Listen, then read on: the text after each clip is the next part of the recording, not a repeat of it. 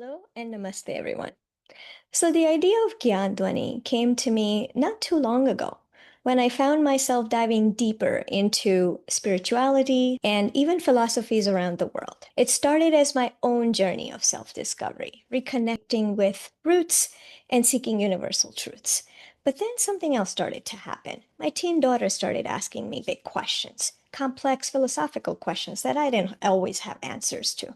So I began searching, reading books, listening to talks, asking elders, reflecting, and slowly and piece by piece, things started to come together. And I realized these answers aren't just for me or my daughter, they're for every teen who's curious about life, values, and meaning. And that's when it clicked. Why not share this journey? Why not create a space where teens can explore knowledge, tradition, and wisdom in a way that feels alive, modern, and relatable? And that's what Gyan Dhwani is all about, a voice of knowledge for the curious minds of today.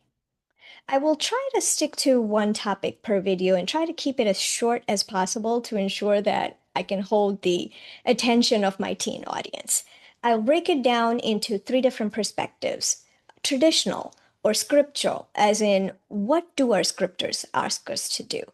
Philosophical, why our scriptures ask us to do it? And symbolic, what does it really mean? So, as we jump into the festive season, I will kick off this series with one of the most recent questions that Rahini has asked me.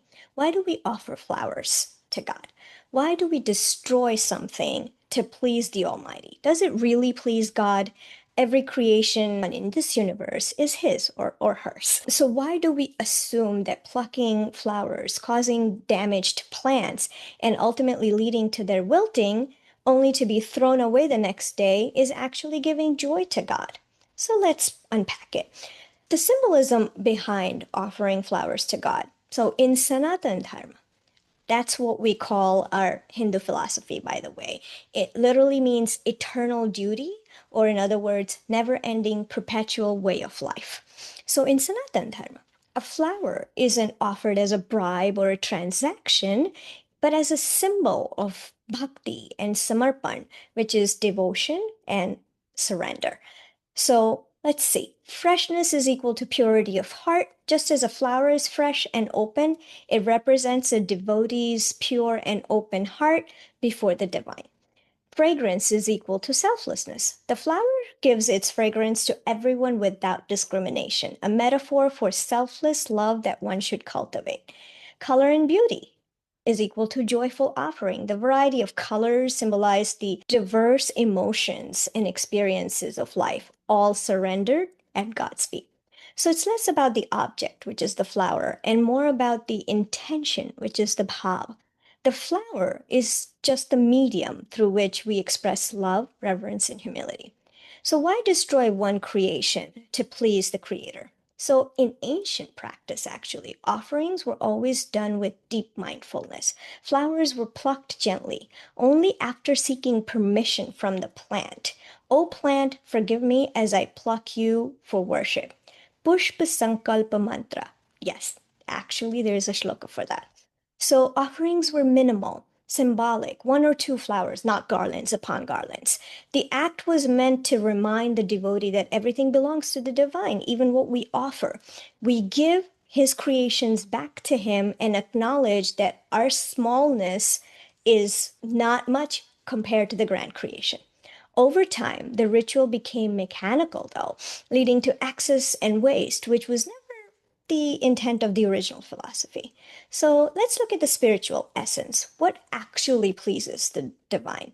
In Bhagavad Gita, Krishna says, Patram pushpam phalam toyam yo me bhaktya prayachati. I accept a leaf, a flower, a fruit, or even water offered with love and devotion. The key here is bhaktya, with devotion. God doesn't need flowers, fruits, or incense. The intention behind it is what reaches the divine. A single wildflower offered with love is greater than an ornate garland offered for show. In today's world, the ecological awareness is heightened.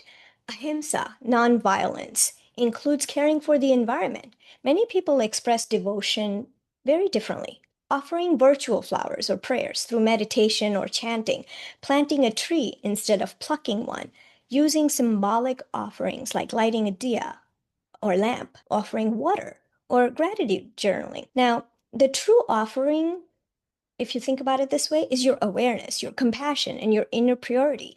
These are the flowers that'll never wilt. So, in essence, offering flowers to God isn't about destruction, it's about connection. But if you feel, and if your awareness is feeling that plucking a flower causes harm, then not doing so in itself is a form of higher devotion because your action is rooted in ahimsa and empathy, which are among the greatest spiritual offerings.